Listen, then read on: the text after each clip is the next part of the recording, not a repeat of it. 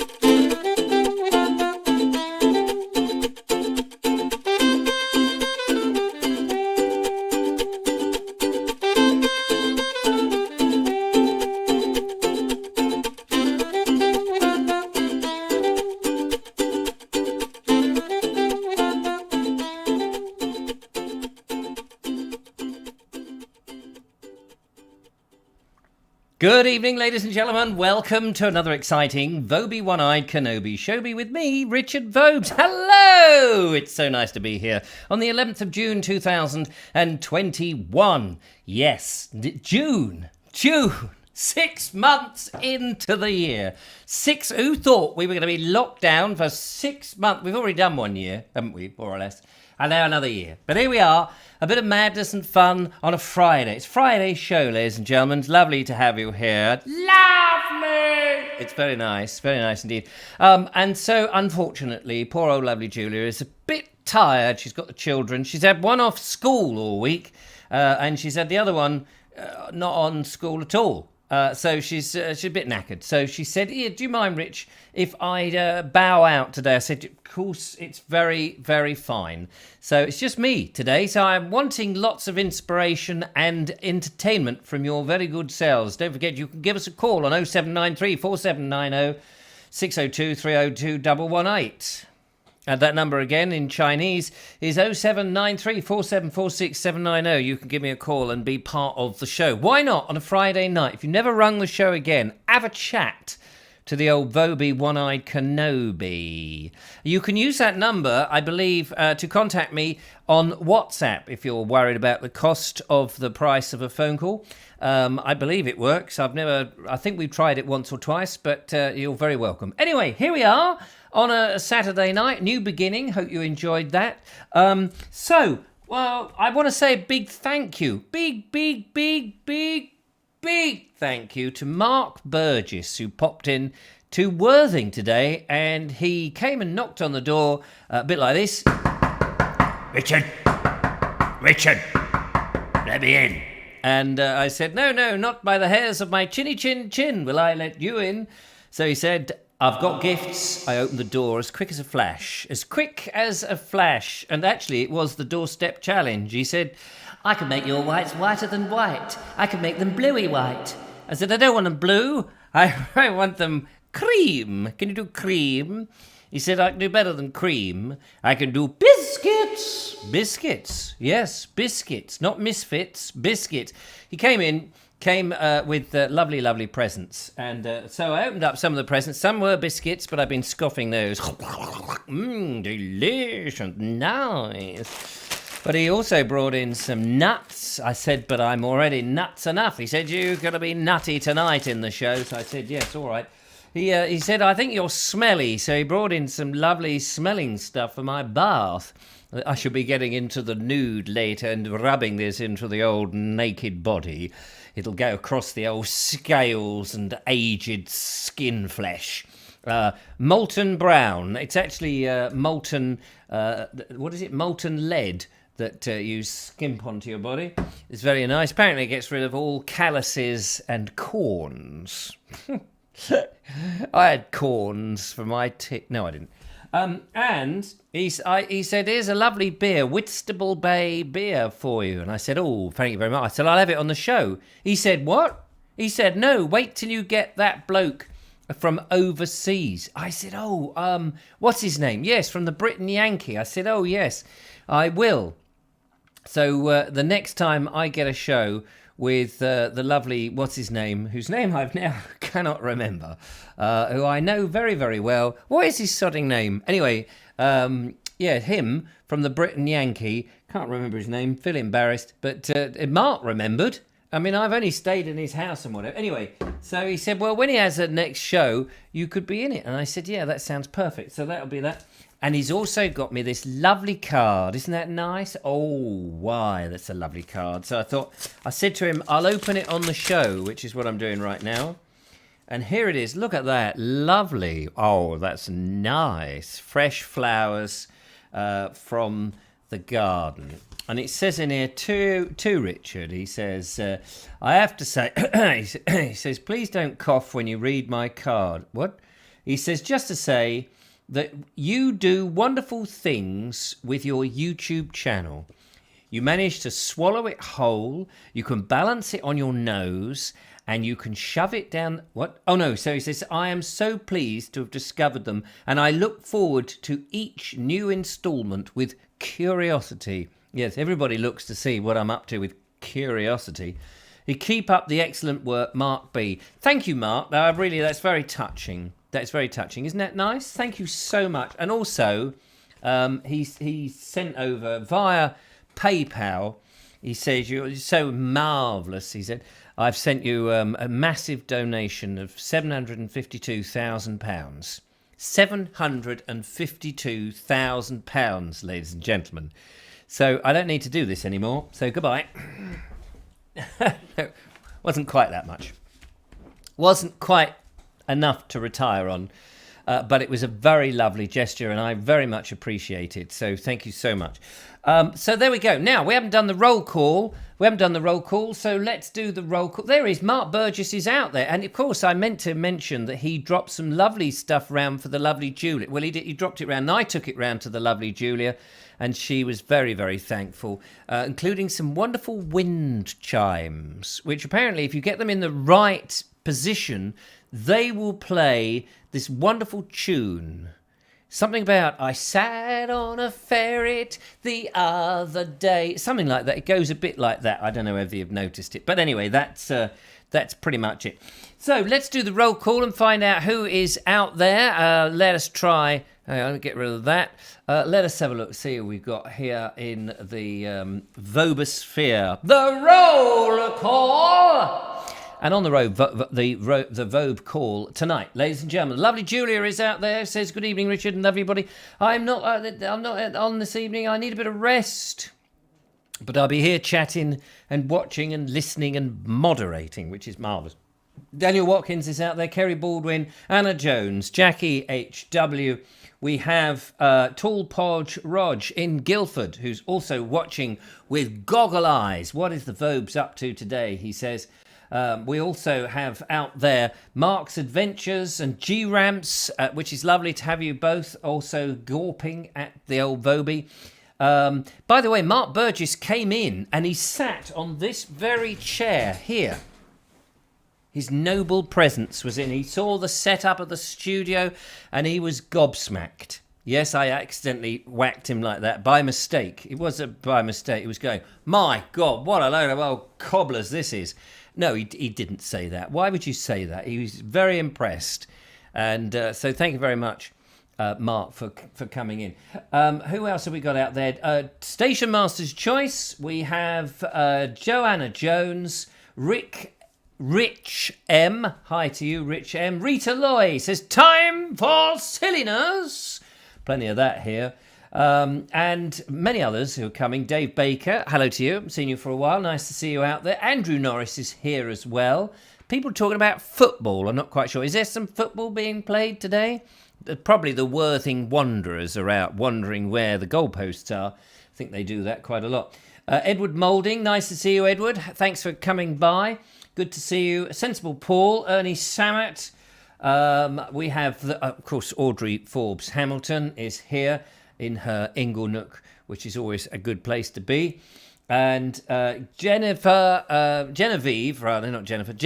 Coley, good to see you. And many others. Alan Sandell is amongst them. And Michael White. What else have we got there? Darren Howell, Andy Stacey, and people are joining all the time. Ed Loud says, finally managed to get to see a live show. It's nice to see you, Ed. Thank you for popping. I say nice to see you. I mean, nice to see your name come up. It's not like I can actually see you, using the old metaphysical glasses and things like that. I don't think I actually have a pair. Kay Dean, Peter May, Elaine Whitelock, Jonathan Fox, Mr. Blippy. Good evening, Mr. Vobes. Great show. Good evening, Mr. Blippy. Very nice of you to join me. Thank you so much.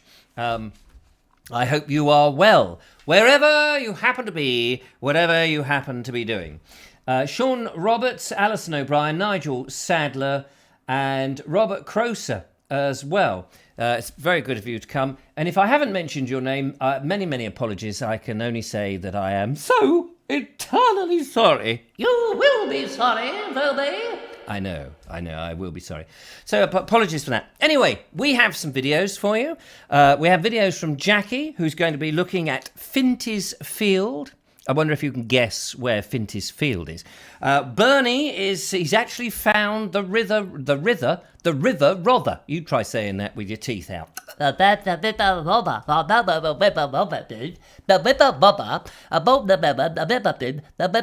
a papa, picked a peck of pickle pepper. It picked a papa, picked a peck of pickle pepper. We peck a pickle pepper, it picked a papa pick. That is a good question. We don't know the answer. And Bonnie is lying her body across, not the ocean on this particular occasion, but the wild meadow with Zorro. Not Andrew Norris's Zorro. No, because Andrew Norris's Zorro has been in touch with Andrew and gone, and Andrew said, yes, I will send in a flower competition so that people can guess my flowers that I've been growing in Croatia. So we have a fun-packed thingamajig. And also, you guys need to be ringing me on the old blower. Hello, is that Richard Vobes? That's correct. 07934746790. How has your week been? What have you been up to? What has been the biggest hurdle that you have challenged this week? I would like to know what is the biggest hurdle that you've got over. And I don't want to know about running around at Aintree. So that's all good. So how are we doing with the old comments out there in the Vobosphere? We've got Mark Burgess says, hello, Vobesers. It was fun at Vobes Control. My goodness. I have to say, Mark Burgess was allowed to play with my knobs. Yes. He certainly was. And he wasn't embarrassed. He showed no embarrassment mucking about with my knobs whatsoever. Michael White says you should never bother a Rother. You shouldn't. You really shouldn't. Because if a Rother gets on the wrong side of you, you're going to be in big trouble. And Joanna Jones even, that's a different person than the person I just said, says, can't see any tissue. I bless you. Can't see any tissue. What are you talking about there? Alison O'Brien says, Richard, your glasses look nice on you. Great. These aren't, by the way, my new glasses. My new glasses, or spectacles, to use the old-fashioned terminology, I pick up tomorrow. Don't you worry. I shall have a big sign going, these are the new ones. These are the new ones. So tomorrow, the plan, I meant to ring them, actually. I meant to ring them to find out if my glasses are available. But I've got to go in there tomorrow. I don't want to go on the train, because the last time I went on the train, everyone was going, oh, you weren't wearing a mask, Richard. Did you notice you weren't wearing a mask? Did you see he wasn't wearing a mask, was it? No, he wasn't wearing a mask. No. Somebody said, why aren't you wearing it? I said, I have got a mask. I've got a rubber mask of Margaret Thatcher. Any good? And they coughed and spluttered, and I think they shriveled up into a small pea souper. Can happen. So that was that, really. So I've got to pick up my new glasses, so you will see all of that business. I've also got to wash the van and do some other things. So that's all good. Ed Loud says, I remember you once stood on a former island that used to be the Rother back when it met the sea near Romney. It's true. I did sat on a former island in a video called the Smugglers of the Romney...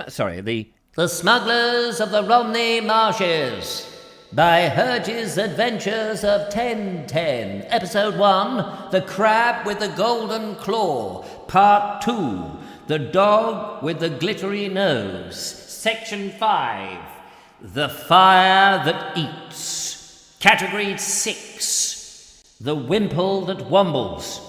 And so it goes on. Good old Hergé. We used to like Hergé, didn't we? You ever heard of Hergé? Never heard of him. And Midley, spelling, says Ed Loud. Midley. Have you been to Midley? It's a nice place, Midley. Peter May says, Richard, when you are free next to do a lovely video together with my old mucker? Who is your old mucker? That's what I want to know. I'm slightly worried about your old mucker. I'm free. Mr. Humphreys, are you free? I'm free for the whole week. Wink, wink, nudge, nudge. Say no more. It may be possible, Peter May. It may be, see what I mean? It may be possible. We should do one.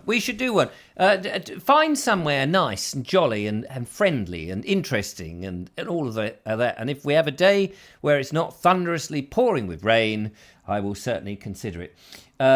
What else have we got out there? Tool Podge Rog says, brilliant voices. Ha, ha, ha, ha, ha, ha, ha. He says, right, I think it's time. Oh, Mike Stevens has turned up. Belgian chap who wrote and drew Tintin. Yes, Hergé, that's right. Hergé's Adventures of Tintin. He was the very same person that I was just talking about and hinting at, if you remember, the good old Hergé. Anyway, it is time now for our first video. So let us nip into the video box and see what we have. It's Bernie. Bernie is out and about, and this time he's going to look and see if he can find the real Rother River. And will the real Rother River stand up? I am the real Rother River. There you are, the real Rother withered and wothered. Let's see how Bernie fares with the Rother River. Rother, you old brother. Well, here we are. This is the first road bridge over the River Rother. Not much to look at here, is it? All of these little tributaries around here, several of them would obviously have been dammed up. And that's really the only clue you've got as to the iron industry now, is the old hammer ponds that are still about. And water would have flown from them through the water wheels to power the ironworks, and then eventually into the Rother and out to sea. It was mainly bar iron made here, and then in the days when we needed a mighty navy, when bar iron became impossible to make because you couldn't get the price on the London markets, they turned to making cannon, and you suddenly found that imports of iron, and also from the new coke-fired furnaces up in the north of England, meant that the Sussex people couldn't get the price, and so that was it. End of the iron industry.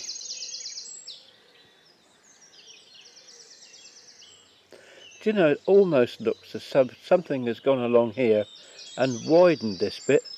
Did you see the banks look very, very sculpted, don't they? But this is the first stretch of the River Rother that I can find that's actually named Rother. Nothing very exciting here, as I say, except to tell you about the iron industry and how they used the natural resources. I'm actually going to cover two bridges in one here. But this lovely white picket fencing here. Now, underneath here is supposed to be the River Rother,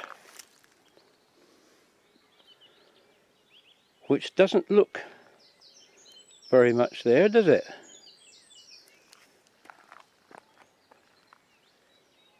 It's all filled in with, it's a total contrast to what we saw at the other bridge, but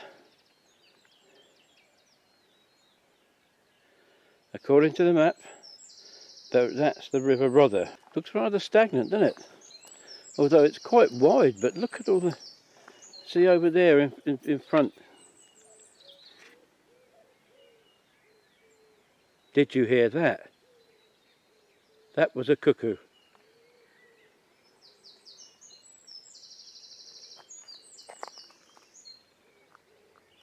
It's trying to find the water.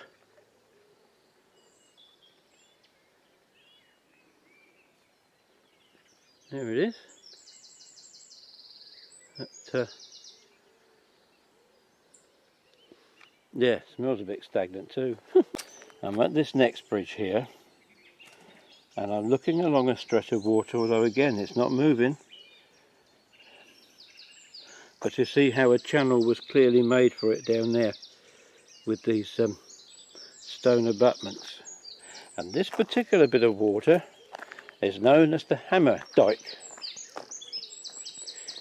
And looking on old maps, it would seem to be that this was the watercourse that came from the dammed up stream a bit further up there at probably the Burwood iron forge, and they would have dammed up one of the tributaries of the Rother and then built obviously a narrower section coming down here, which would have forced the water at high speed through and operated again the water wheel that drove the machinery. And then of course they had to find a way for it to get back to the River Rother. So Hammer Dyke definitely is the clue here, isn't it? And this is what would have took the water back to the River Rother. This is quite a lovely quiet backwater.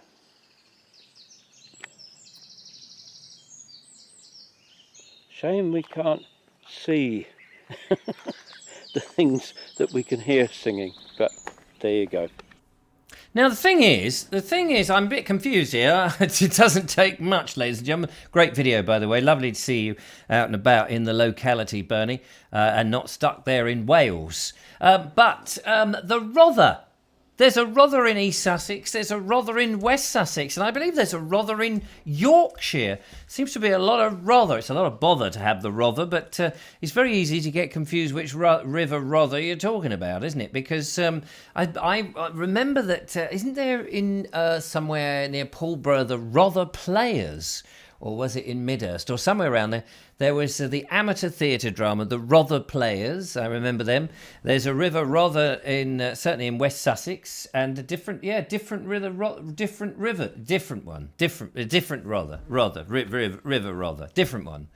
So it's nice to see that one. Has anyone been to the one in Yorkshire? That's what I would like to know. If you have, give us a tinkle on 079347477474747.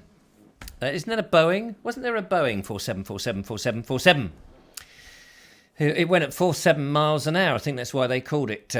Look at that Boeing. It's going at 47 miles an hour. That's a nice one. Look at it. It's going at 47. Why? Does anyone know how the aeroplane? Why they were given those very peculiar numbers? You know, where do they just pluck them out of the air? We'll call that one a Boeing 747, and we'll call that one Concorde. What? Concorde. Isn't a Concorde that it's like isn't the conch? Is it because of its nose? The conch of the no.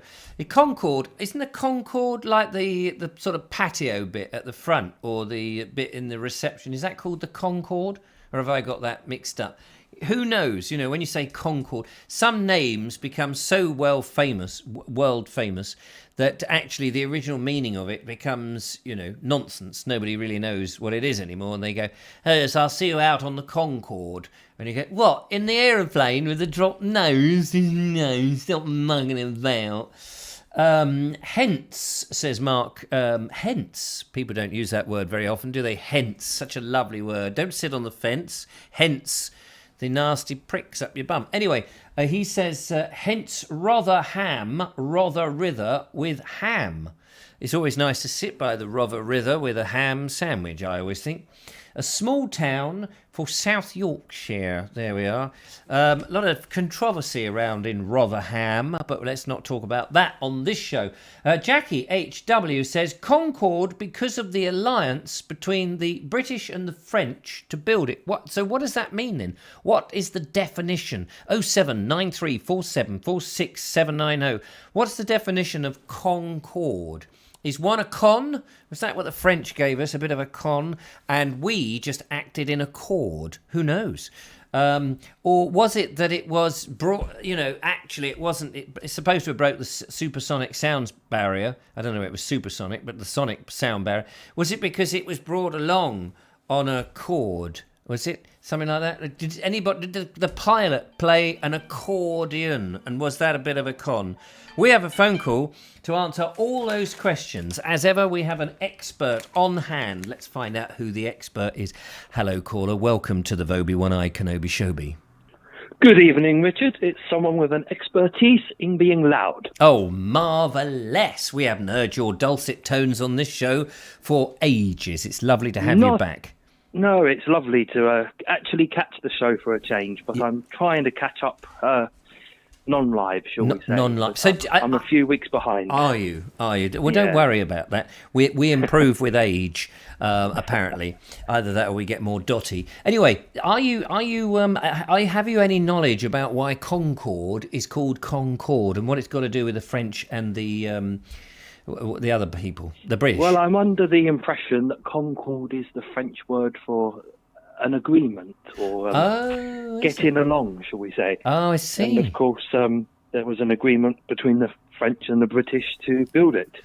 I see. I'm looking here to Audrey Forbes Hamilton says the Costa Concorda. I don't know what that is. Is that a coffee company? Yeah. It did cause an argument, though, because the French and the British couldn't agree on whether to put an E on the end. Oh, is that right? On yes, what? Indeed. On Concorde? Yes.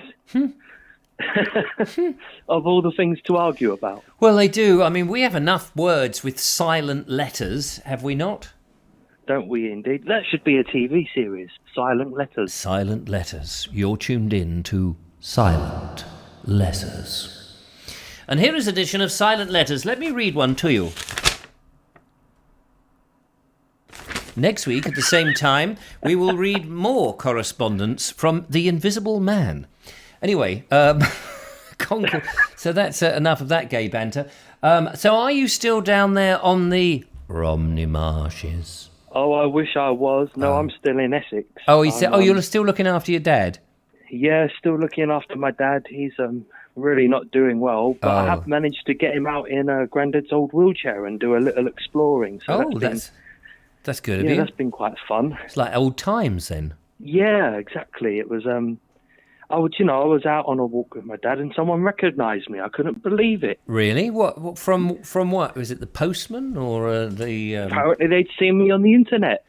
Would you believe it? I do know. I'm sure that never happens to you, Richard. No, nobody ever recognised me. I am insignificant pipsqueak. Who the hell are you, mate?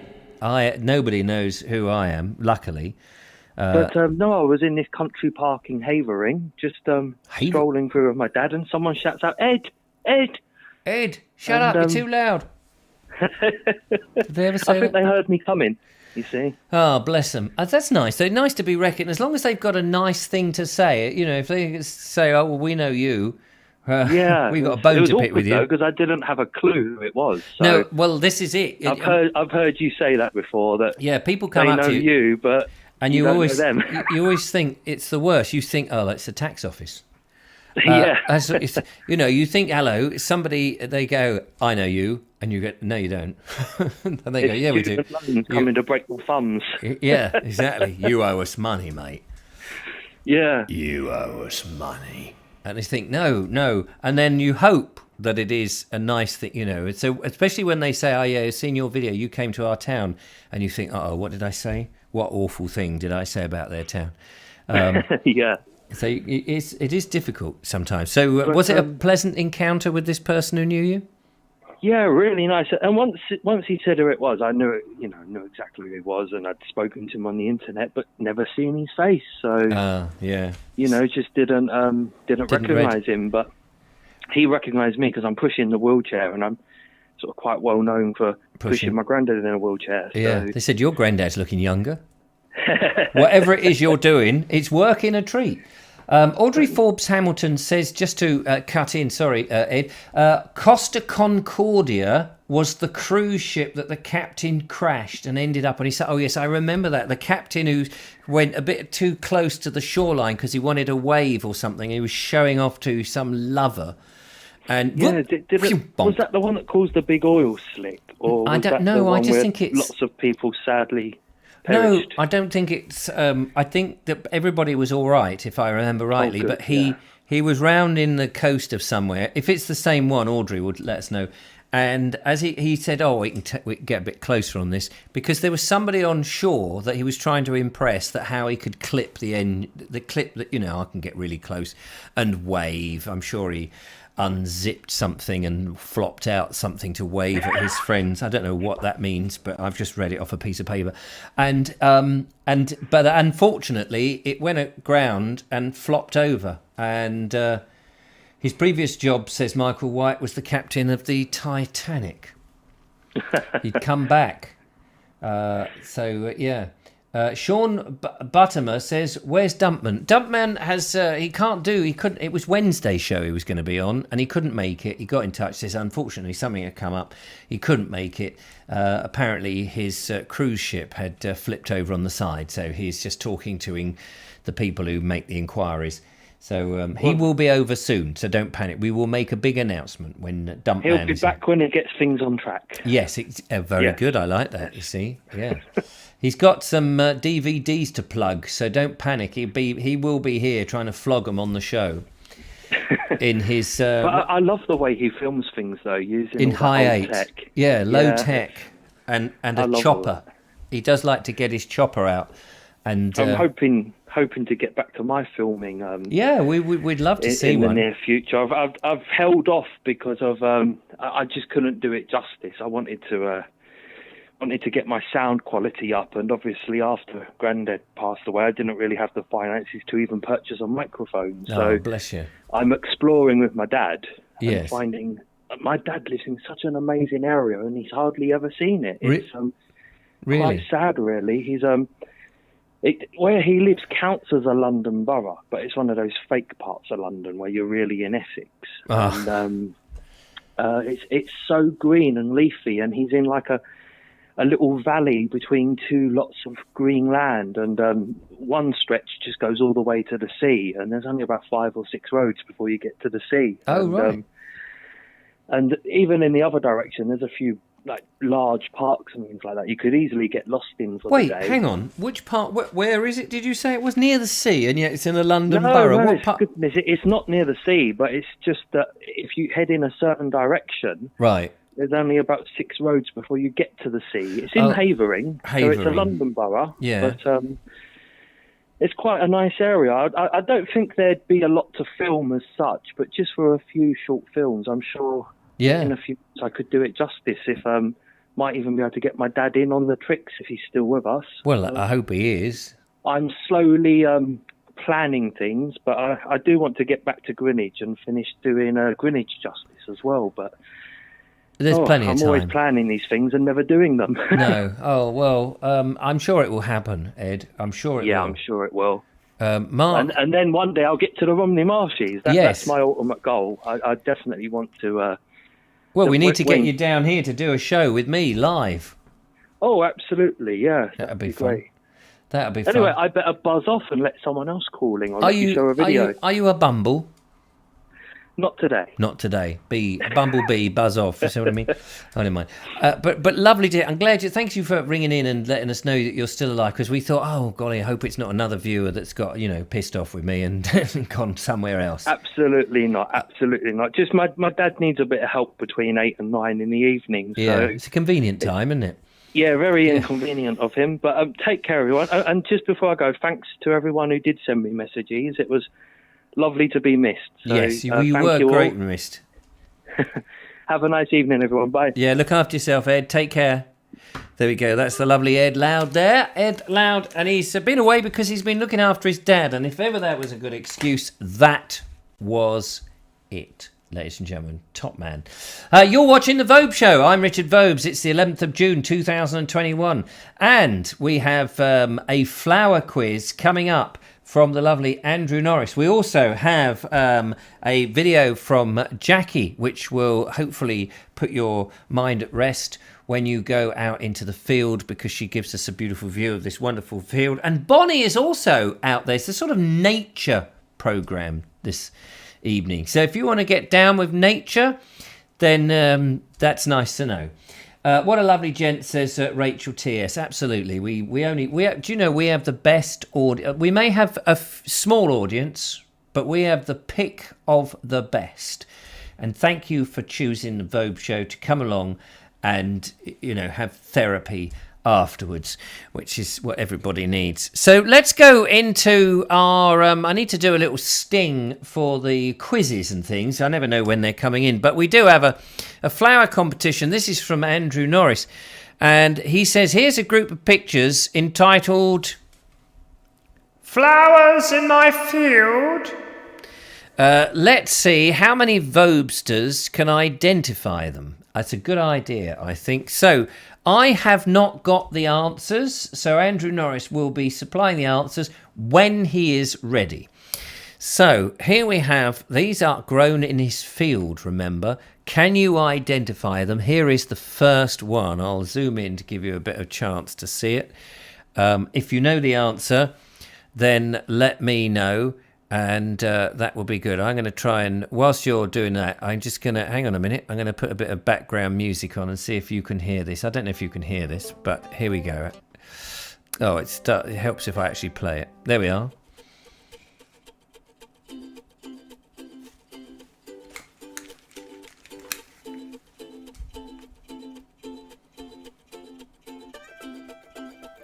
So can you tell me what that is? Love to know. Got lots of answers coming already. We've got cowslip, cavantes, kidney vetch. Kidney vetch, something like something you would have for an evening meal. Here comes the next one. Can you hear the music, by the way? I don't know if you can actually hear the music. Do let me know.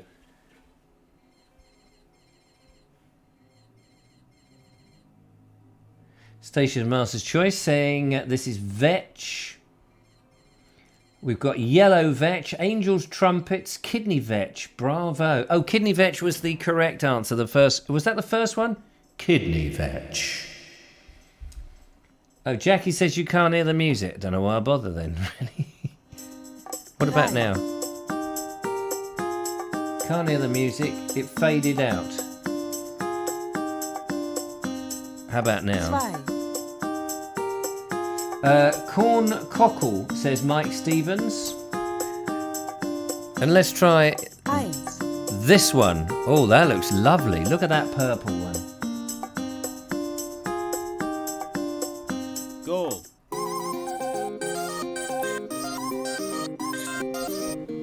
You can hear screaming though. Oh yeah, sorry about that. Don't do it to me! This one is this the right one? Purple Cromwell. What a lovely, beautiful flower that is. I love it. It is lovely. That is gorgeous. How many have got that one? And what about this? Wow, look at that. Let me get a nice close-up for you. Oh, it looks so delicate, doesn't it? It's a bit like harebell, but it's not harebell. That is lovely.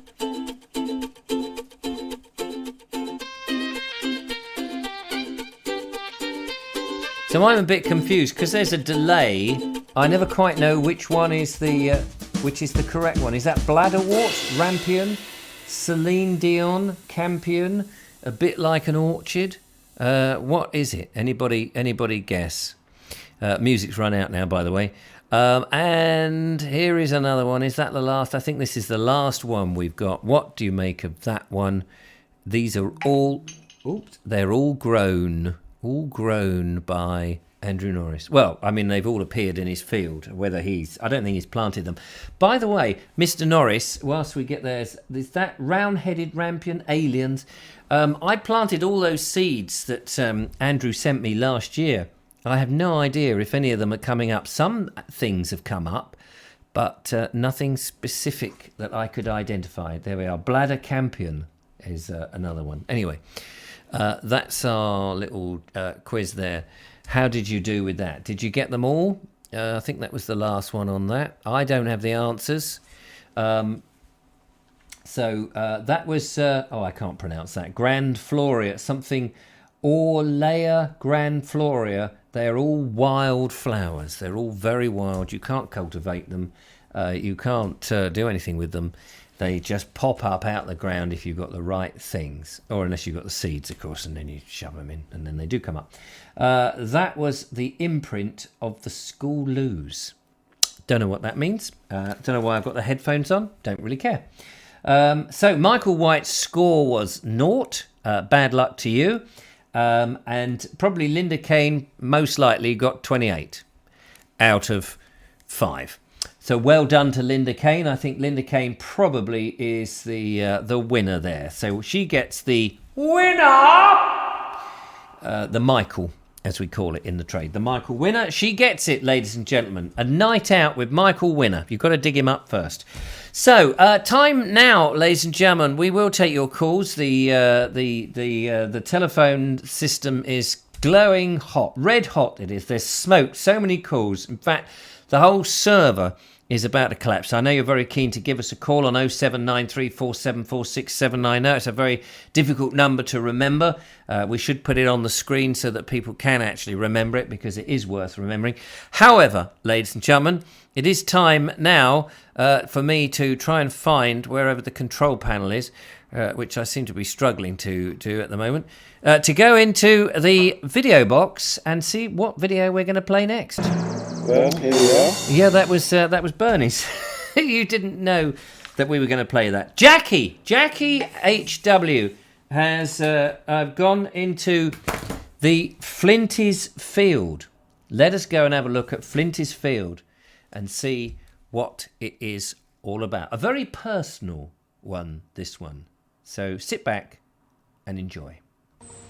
Hi everyone, I'd like to introduce you to a very peaceful, secluded field in the village that I've nicknamed Finty's Field, because whenever I go there it reminds me of our beautiful golden retriever Finty, who died in March, very sadly, 6 weeks after we moved to West Sussex. So please come with me and enjoy Finty's Field.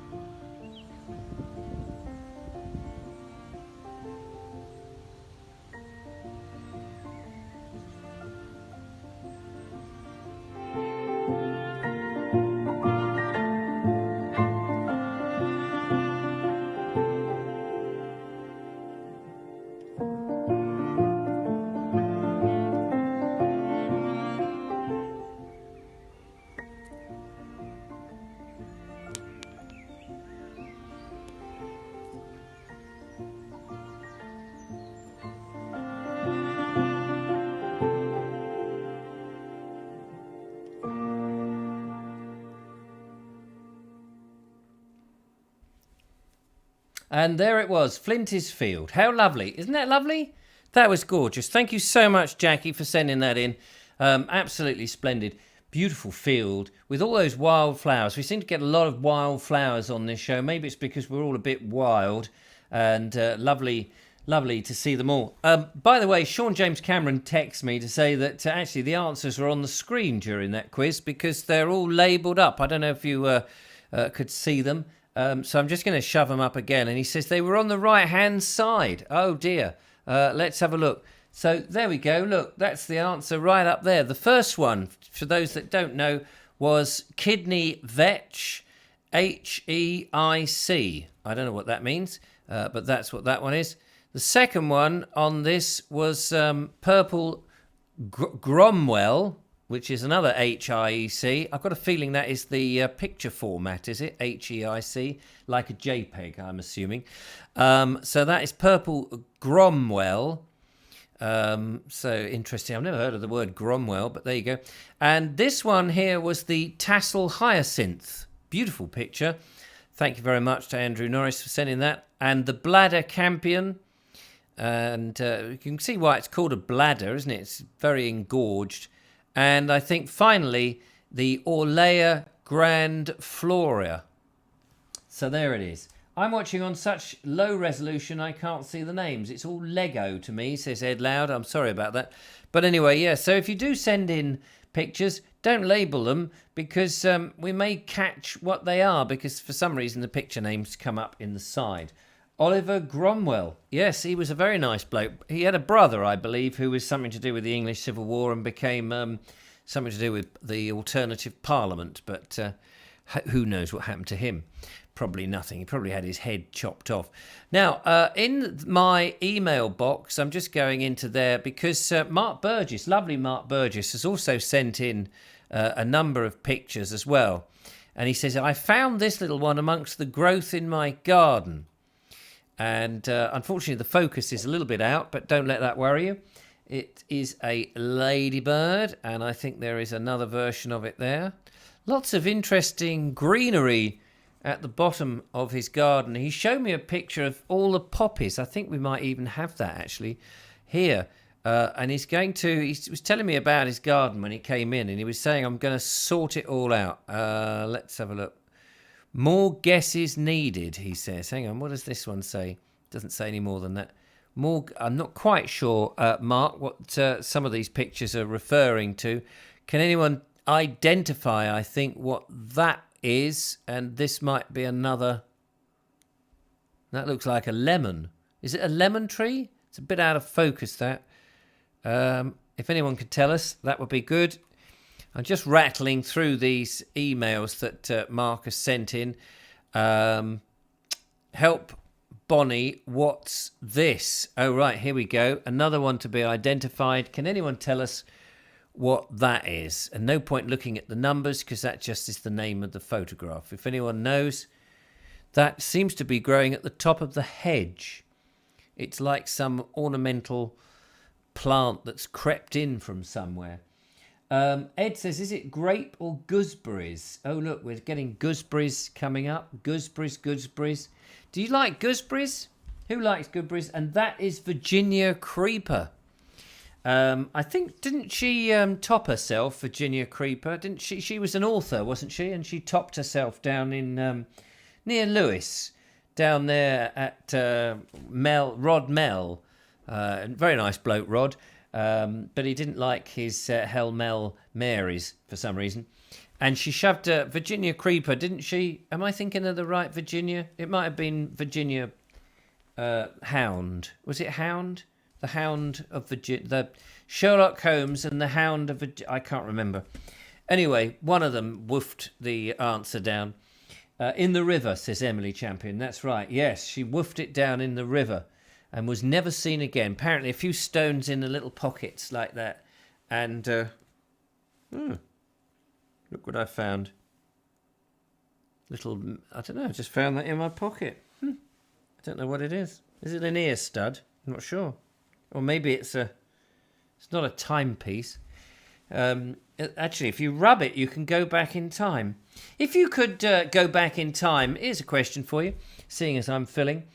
Oh, the other was Lords and Ladies. Oh, yes, you've got to look after the Lords and Ladies. If you could go back in time, what time would you go back to? Don't say 3:30 in the afternoon just because you had a lie-in or something.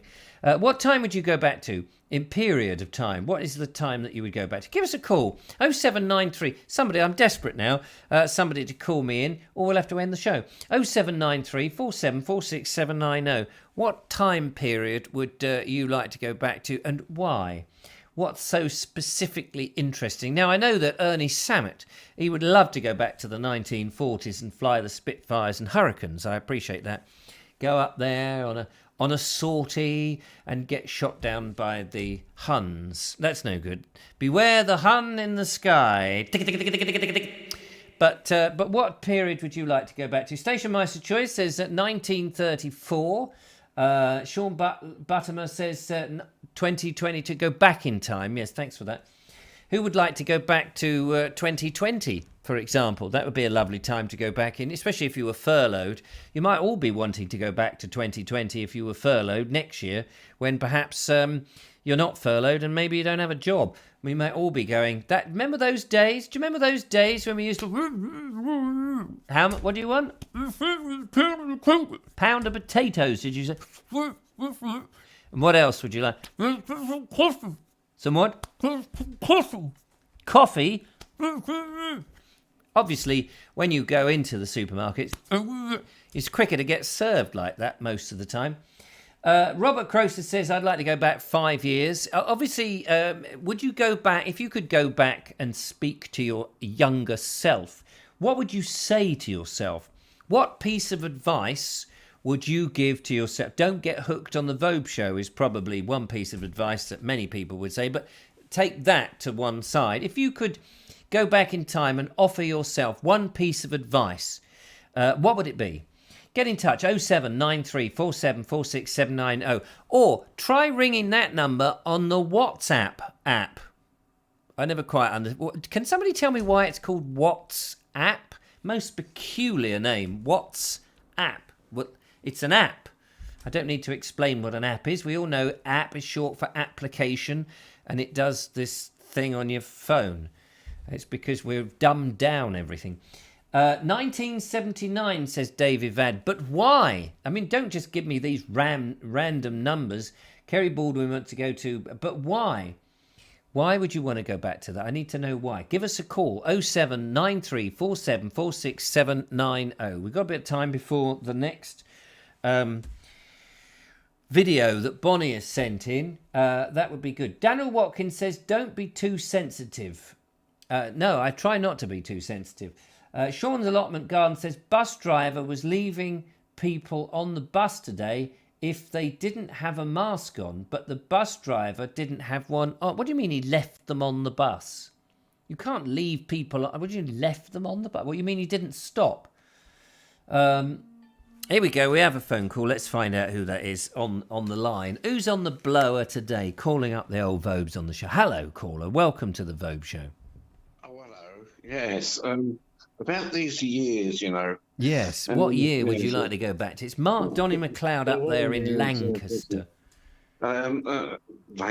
Lancashire. Oh, but I beg your pardon. Isn't Lancaster in Lancashire? Yeah. Yeah, there we go. It's not the same place. It's obviously not the same place because I've just been at a rebuck.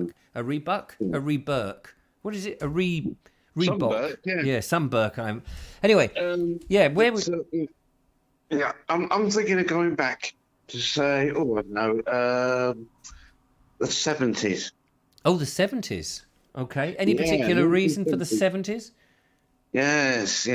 Well, the reason for the 70s is what I could do then is I could go up to people and say, see this bloke, he's going to get all your jobs taken away from you if you follow him and go on strike, because they're going to shut the mines down and they're going to shut down all business. So don't follow him. And there's a... Are you talking about Arthur Scargill there? Yeah. And there's a vote coming up soon. Get Maggie out before she gets in. Don't let her taking us to war. So get us in trouble. Who would you have had in then instead of Margaret Thatcher? Well, this is the problem, isn't it? Who can you put in? Who can you? Because they're all idiots. Well, they're all idiots, liars, thieves, backstabbers.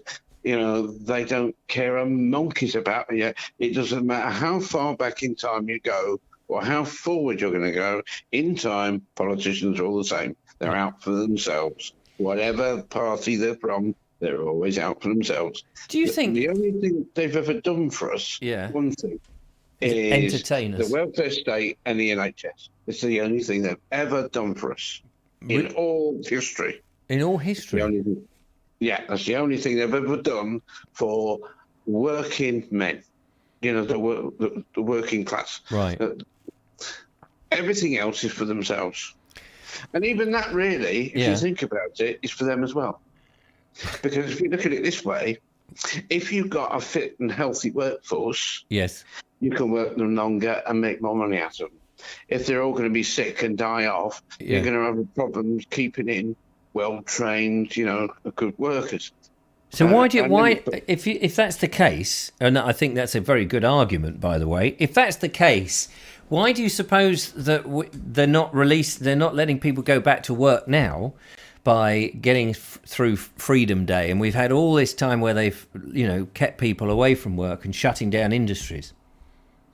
Not sure about that one. To be honest, they're making more money, probably. Yeah, well, someone somewhere is obviously making money on that. The thing about politicians over the years is 30 years they get to open up the things that happened in the past, and then they find out the truth of how. There's different things. So there's one that's like 30 years. There's another one that's 50. Yeah. There's another one whereby certain matters, what they call national interest, security interest, that they won't answer. They won't open for 100 years or 150 years. Right. Basically, is if we open this now, there might be members of our party or us that was in power that could get a slap from this. Right. Okay. So what we're going to do is we're going to make sure no one knows about it for a long, long time. And by the time it actually comes out, nobody will have a clue what we're on about. No, exactly. So hang on. So here's my point. That whatever time difference it is, there's this period of time in which they open this up. And when they open it up, it's always something terrible had happened and they'd covered it up and it was hidden. Well, and so do we not think that is happening now anyway? Because it's happening all the time. So whenever, at least with Boris Johnson, when he goes up there and he says something, we just know that he's going to do the opposite. I mean, at least he's honest that we know he's going to do the opposite because he's never wavered from that. To be honest, I've kind of lost track of what's going on. Since I got rid of my TV and with all this thing that's gone on with COVID and this, that and the other stupidity and the lies and this, that and the other, I've kind of thought, do you know what? I'll come back and find out in about 5 months' time what's actually gone on. Because I know now they're just going to BS us all the way along. We're not going to get any truth out of them at all. No. Until it's got to the point whereby whatever they're going to tell the truth about, you can't fix anymore. But I don't understand is every time we have the big poll when we get a new government, the general election. Thank you very much for putting in the technical terms.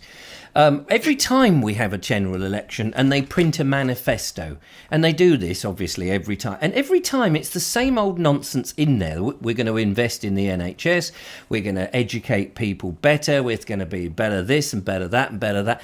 And this has been going on every 4 or 5 years, whatever it is. Now it's every 5 years. And you just think, wait a minute, I thought they were going on about this 50 years ago, and they still haven't fixed these things.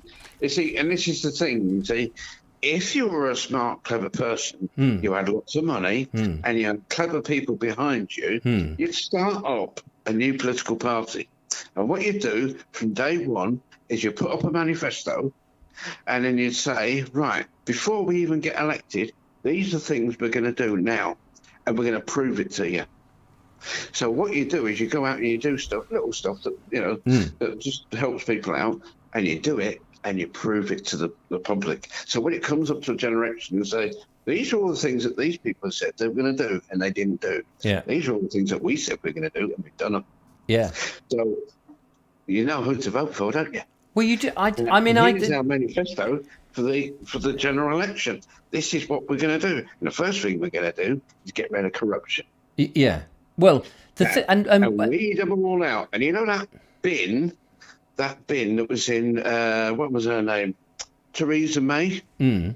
She had that bin, and in that bin was a great load of files in there about naughty people that have been doing naughty things with children all over the country. And because they might have been sat in the House of Westminster, she brushed them all into the bin. We're not going to have anything to do with that. So what we're going to do is going to go in the bin and drag that out. We find out who's been naughty. And then we're going to find out who other people have been naughty and what they've been up to. And then what we're going to do then is put them all in jail where they belong. Yes. In fact, might as well just like put them all in jail now, because none of them are clean, are they? They're all guilty of something.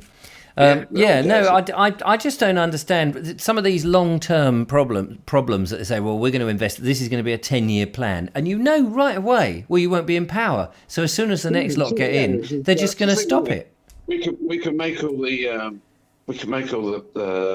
promises we want. Yeah, because we haven't got to actually deliver. We're not going to deliver. And whatever we try and do, we know that them over there are going to try and stop us from doing it. So surely it would be better to do, as you say, lots and lots of small things, even when they're in power, and say, never mind the long, big things. We're just going to get this done and this done and this done until eventually there's so much done that the next party coming in will go, well, we're going to invest and make the schools better. Well, actually, they are better. Oh, yeah, that's true. Yeah. Well, we're going to make the NHS work. Well, we've actually done that, by the way. So if actually people did it, then no other party would get... I mean, no other party's getting in at the moment because the Labour Party... Well, you see, that's a clever thing, isn't it? If you look at it, after... Is it 180 days? What, that 180 days? Parliament has to have before you can call a vote of no confidence. It could be. I don't know that legal thing. I can't remember the full ruling, but there's a certain time period. Now, because everybody's been in lockdown for a year, no one's been able to call a vote of no confidence to the government because they've been on lockdown. So we've got rid of that one. Phew, Boris is in the clear. Off we go. What we're going to do next? And this is the thing. Very clever. I mean, look at it. Even though it's really bad, it's very, very clever. Because what you're doing is you're stopping all these other things that go on. And then you look at across the bench, you think, well, nobody's going to vote for that bunch of fools over there. Well, that's very true. Sean count. The other half can count, but they're spending their time counting the money that they're spending on their houses and their children's public education, etc., which is strange for a Labour Party who are supposed to be socialists. And the others are so socialist, but they don't understand the working man outside of Islington. No. Which is the reason why are they actually working in Islington? Does anybody actually work in Islington? They're all on government handouts, aren't they? Well, or no, they're I'm on. Sure there are people that work there. Well, there's probably a person who's driving a bus or doing this. Yeah, well, you might want to drive the bus through Islington and get out the other side as quickly as possible. Don't stop and just go straight through. But I know there are good people, but the problem is it's been taken over by this new set now. WOKE. We apologise for being alive, and they do nothing, absolutely nothing. Let me I just want to go to a couple of comments before you go on. Sean Butterman says majority of people won't vote. I think that's a truism. Well, true, yeah. Mind you, it depends. You've got to have somebody to vote for, haven't you? Even if the people did vote, there is no choice because they're all rotten to the core, which is true. Elaine says they remove the vital services people need and then move even more people into the country. That's also true. And Red Moon... To a certain extent, yeah. Yeah, I mean, obviously these are all sweeping statements that people are making. They're not, otherwise they'd be incredibly detailed. Red Moon Conjure says, if you aren't happy, become a counsellor and get into politics and do something about what is making you angry. The thing that I would say to that, Red Moon, is that if I became a counsellor, I would be very unhappy. The last thing I want to do is be a counsellor because I want to make videos and have my own life. Yeah, well, I'm kind of like on the same thing. The reason is I did get into politics, and I was a member of the Labour Party. I did so through the unions. And I just realised that at some point I woke up and I realised they're all in it for themselves, not anybody else. And you can't fight against everyone, you know. Yeah. You have to pick your battles. You did what you can, and it got to a point where I was so sick of the behaviour of those members of my party that I videoed the point that I burnt my Labour card, put the ashes in an envelope with a letter and sent it back to head office because I was disgusted with their behaviour. And what did they respond? Oh, we're sorry to lose you. Oh. Yeah, we're sorry to lose you, but to be honest with you, there's a billion other people, and so you don't really matter anyway, sort of thing. Is that kind of how it goes? I mean, it's a strange old world that we're in, aren't we? You know, it is the fight is too great, and in the end, I mean, this is how I feel. I feel that in the end, you just want to remove yourself from this society. Yeah. And that's exactly what I want to do. And just do your own thing and not be bothered by them. Yeah. I remember I'm talking for a long time here, and I'm quite conscious of the time. So I'm trying to be brief. I remember watching a thing by George Carlin before he died. He was being on the interview. I think it was like the Late Show or something like that. And he said, "Look, don't bother voting, because it doesn't matter what you do, it's not going to change anything." And he quoted Mark Twain, and I like to quote Mark Twain. He said, "If voting made any change, they'd make it illegal." Well, they nearly did with Brexit. People did vote, and they nearly stopped. Then afterwards, you see, this is the thing that I think is nasty that came in. Afterwards, every single thing normally what happens is when you go into one of these things, right, everyone plays fair. And you say, well, we're going to this fair and square, we'll do a vote, and whatever is decided, that's what we're going to go with. But those who lost out didn't. Those who lost out afterwards, for ages, months, even the last couple of weeks I've heard it, a person bitching because they didn't get the right. There was a referendum. People got to vote. They made up their minds. And what made up my mind is a person I saw that was on the telly from it was shown on one of the social media sites.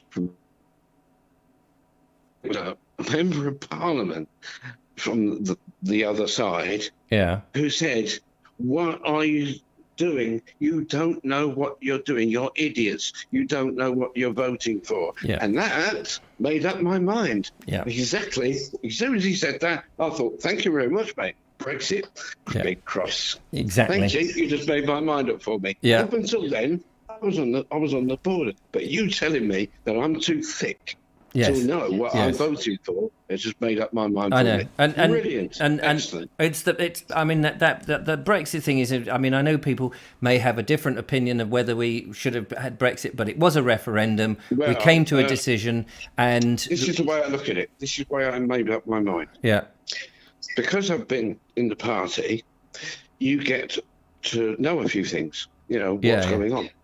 And I sat down and spoke to a couple of people who were members of the party, in the higher echelons that had spent some time in Brussels. And I asked them what the situation was, what goes on. Yeah. And they explained to me the process. So I said to them, well, what about these people who run the EU? Yeah. What's going on there? Who votes them in?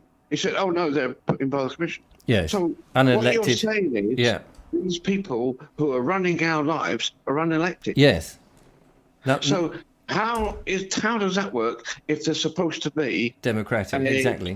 Democratic system? That's not democracy. No. Democracy is you get in because people have voted for you. Well, luckily we got out. We got out, and that's brilliant because now everyone's seeing the true colours. Yes. This is a little bunch of mafia-type people who set themselves up that they control all of Europe. Yeah. And when they didn't get their own way, what started happening? Oh, they started getting nasty then. And we're now having sausage wars in Ireland. Exactly. Yeah, we're not going to let you do this. We're not going to let you do that. Listen, we're going to have to move. Get our own way. We're going to have to move on because I fear people are dropping off like flies. But thank you very much, Mark. And so you'd like to go back into the 1970s and tell Arthur Scargill a few home truths.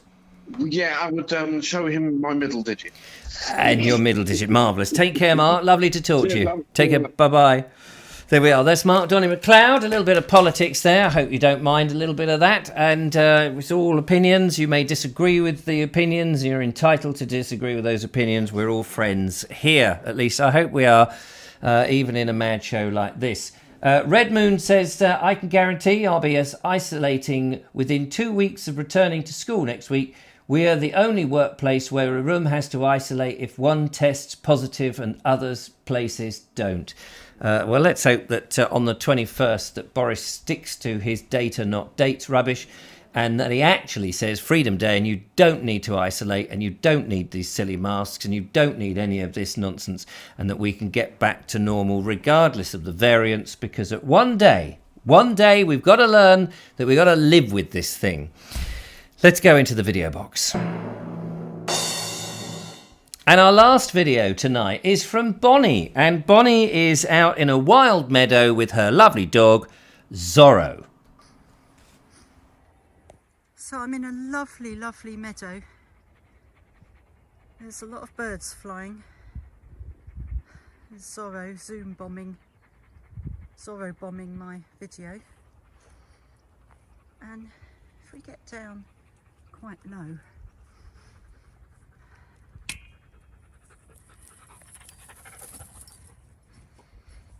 I'll just zoom in a bit. Yeah, I don't think we're interested in you, sorry. It's just lovely to be in the meadow. Lay down in the meadow under quite a grey sky, but very, very peaceful. I'm afraid Jean's gone off quite quickly because she can see some cattle at the bottom of the field and she's a bit nervous of cattle. Zorro's pretty good around them.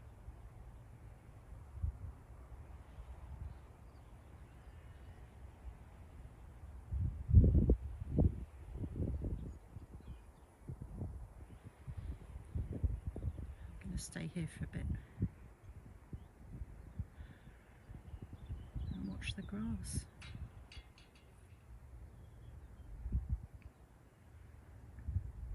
It's been a brilliant wildflower day today up over Saddlecombe.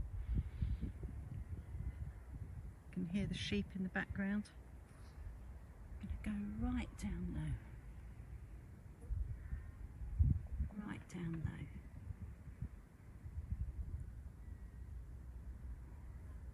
It's just blissful. Just love it here in the fields.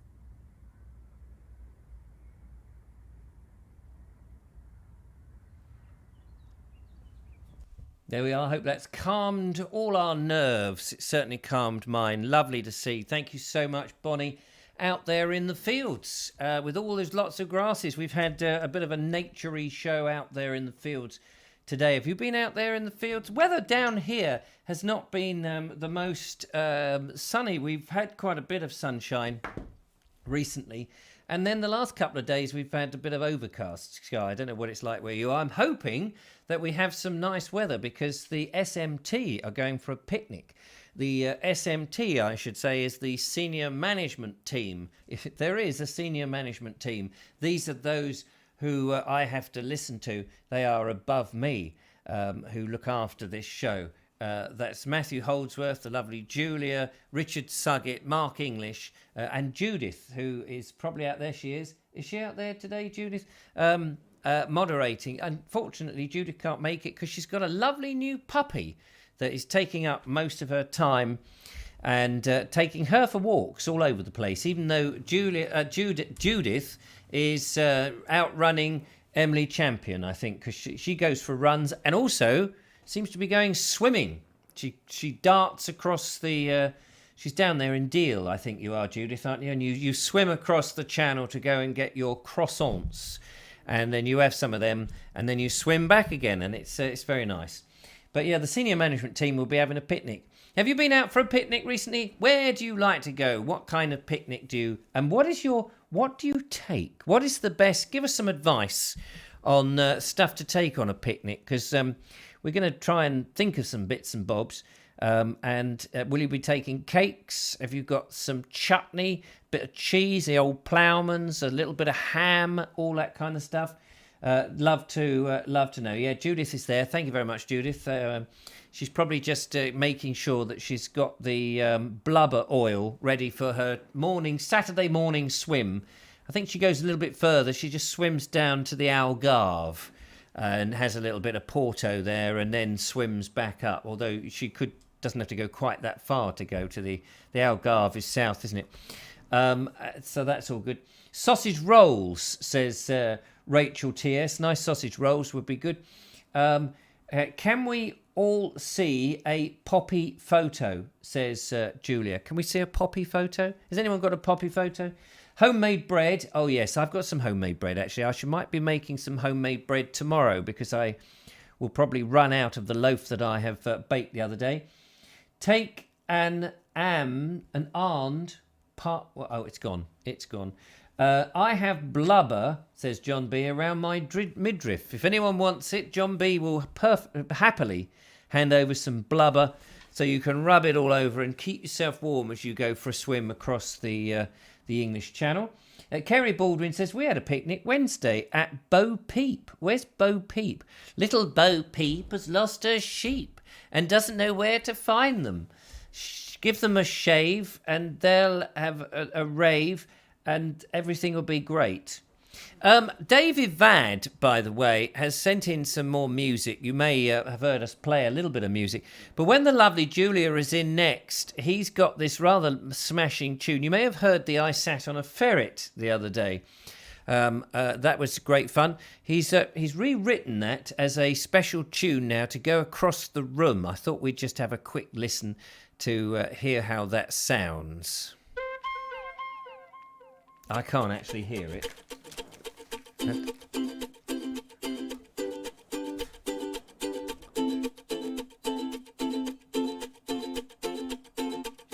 Oh no! Wait, that's the original. Hang on a minute. That. Just a minute. I'm getting confused. That's the original. Where is it? Here's the room cross.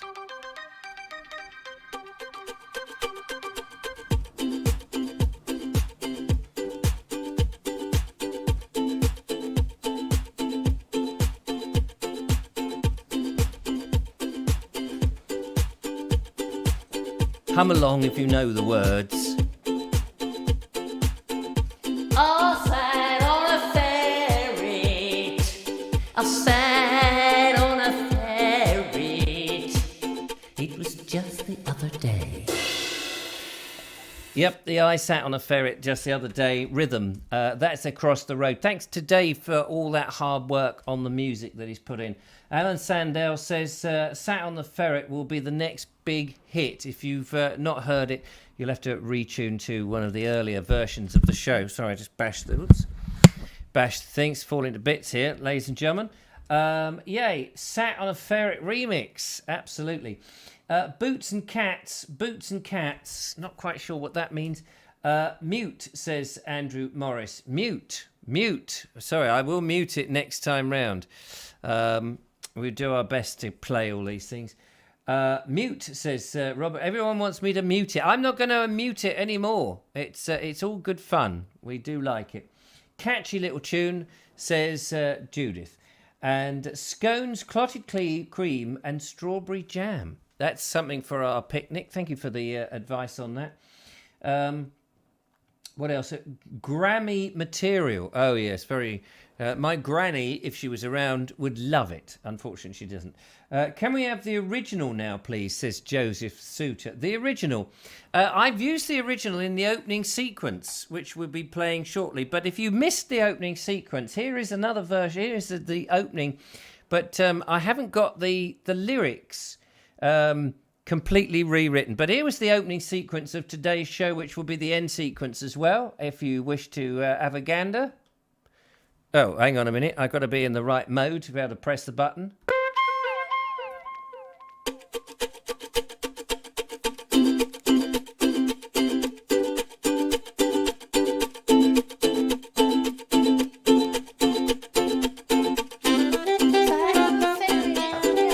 I can't quite remember how it goes. Sail on a ferry of the day. Sail on a ferry the other day. Go away. Sail on a ferry the other day.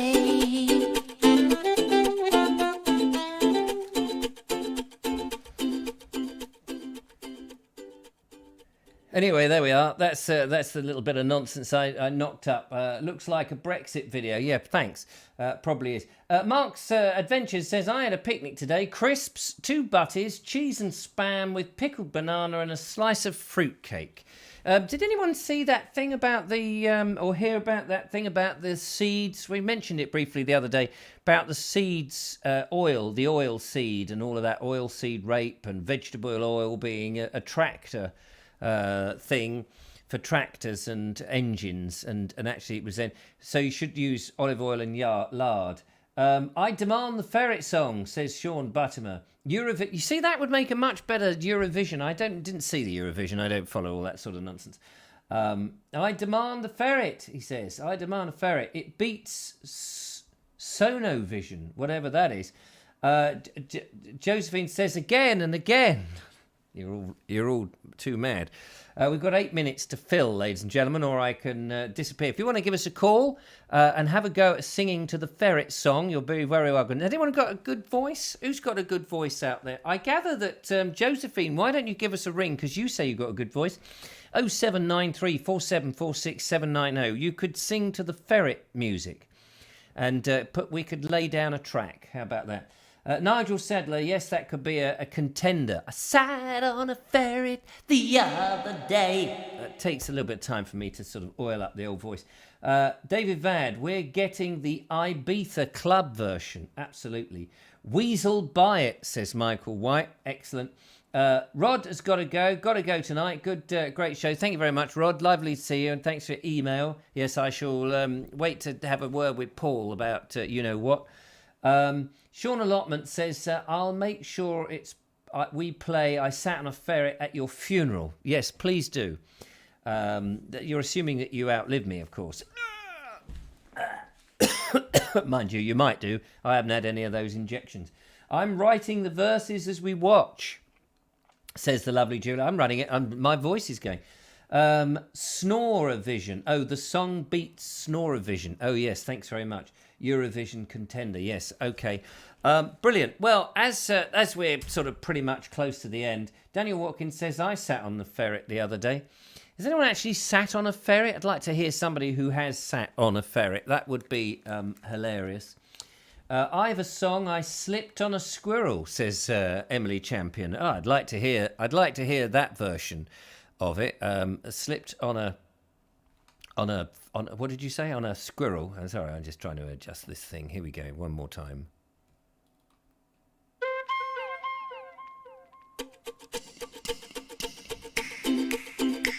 Sing along if you know the words.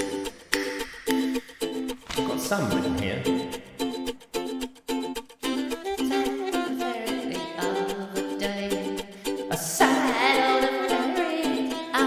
It's not very loud, is it?